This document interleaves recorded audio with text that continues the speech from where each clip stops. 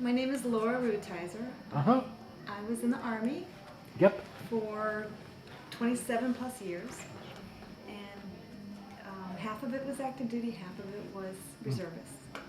And a lot of different things, but the one thing that probably sticks out in my mind a lot is pretty little, but it kind of formed a lot of the way I did my military service.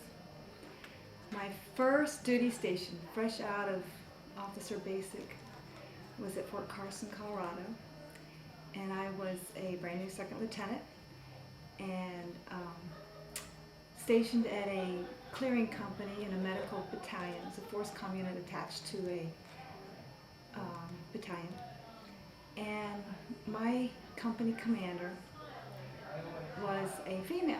Her name was Captain Marcia Prescott. And back in those days, in 1982, I think that we were still doing a little bit of trailblazing for women.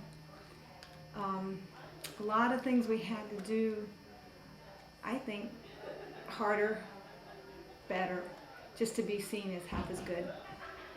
And she told me this, and she mentored me and said, you know, you have to keep your nose clean, you have to walk straight, you have to do things really, really, really well.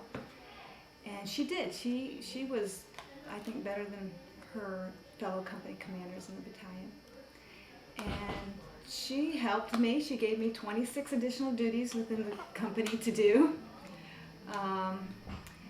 And within probably 6 months of being in the company, really piss poor timing, I got pregnant. I was newlywed. And in those days, they put the pregnant soldiers, officers, and enlisted at a desk job, and pretty much just kind of put you out to pasture till you were done. And she goes, you know, I can't afford that. You can't afford that. You need to continue to do your duties, do everything. So we discussed it, and I said, well, and she said, I won't tell the battalion you're pregnant. You know, I won't, risk your safety or anything, but it's up to you to do what you want to do. So for my first duty station, that pregnancy, nobody knew I was pregnant. And as I got bigger, I wore friends who were bigger than me, their uniforms, their pants. My husband, I wore his pants. And I went down out to the field in the freezing cold snow and did what any other officer did. 7 months pregnant, still doing the same thing. And a couple people came up to me when I was 9 months pregnant saying, I just discovered you were pregnant. So, and I guess the bottom line is if she hadn't mentored me that way, more women, as they got pregnant and wanted to continue to do their jobs,